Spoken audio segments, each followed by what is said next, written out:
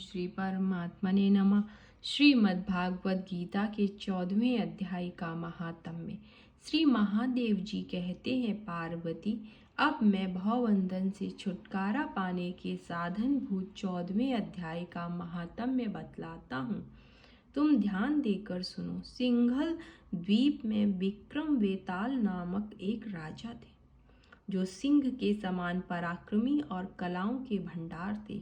एक दिन वे शिकार खेलने के लिए उत्सुक होकर राजकुमारों सहित 2 कुतियों को साथ लिए वन में गए।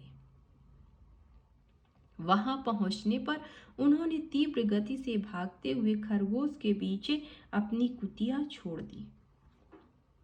उस समय सब प्राणियों के देखते देखते खरगोश इस प्रकार भागने लगा मानो कहीं उड़ गया हो। दौड़ते दौड़ते बहुत थक जाने के कारण वह एक बड़ी खंदक में गिर पड़ा।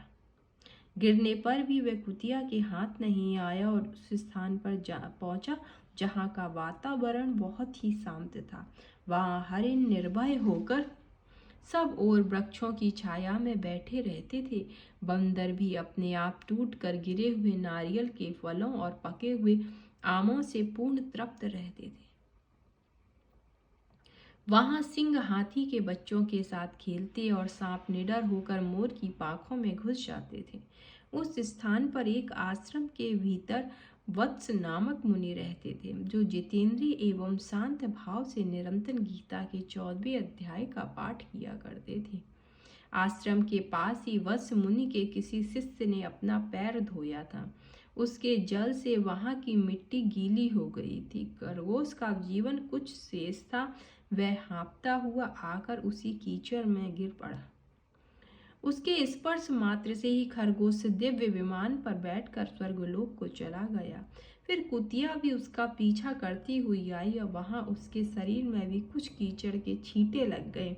फिर भूख प्यास की पीड़ा से रहित हो कुतिया का रूप त्याग कर उसने दिव्यांगना का रमणीय रूप धारण कर लिया तथा गंधर्वों से सुशोभित दिव्य विमान पर आरूढ़ हो वह भी स्वर्गलोक को चली गई। यह देख मुनि के मेधावी शिष्य स्वकंदर हंसने लगे। उन दोनों के पूर्व जन्म के वैर का कारण सोचकर उन्हें बहुत बड़ा विस्मय हुआ था। उस समय राजा के नेत्र भी आश्चर्य से चकित हो उठे। उन्होंने बड़ी भक्ति के साथ प्रणाम करके पूछा, विप्रवर, नीच योनि में पड़े हुए दोनों प्राणी कुतिया और खरगोश ज्ञानहीन होते हुए भी जो स्वर्ग में चले गए हैं, इसका क्या कारण है? इसकी कथा सुनाइए। शिष्य ने कहा, भूपाल, इस वन में वत्स नामक ब्राह्मण रहते हैं। वे बड़े जितेंद्रिय महात्मा हैं। गीता के 14वें अध्याय का सदा जप किया करते हैं। मैं उन्हीं का शिष्य हूँ। मैंने भी ब्रह्म विद्या में विशेषज्ञता प्राप्त की है। गुरु जी की ही भांति मैं भी 14वें अध्याय का प्रतिदिन जप करता हूँ।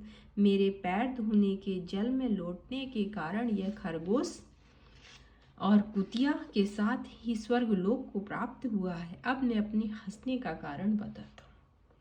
महाराष्ट्र में प्रत्युदिक नामक महान नगर है। वहाँ केशव नाम का एक ब्राह्मण रहता था, जो कपटी मनुष्यों में अग्रगण्य था। उसी की स्त्री का नाम बिलोवना था। वे स्वच्छंद विहार करने वाली थी। इससे क्रोध में आकर जन्म भर के वैर को याद करके ब्राह्मण ने अपनी स्त्री का वध कर डाला और उसी पाप से उसको खरगोश की योनि में जन्म मिला। ब्राह्मणी भी अपने पाप के कारण कुतिया हुई।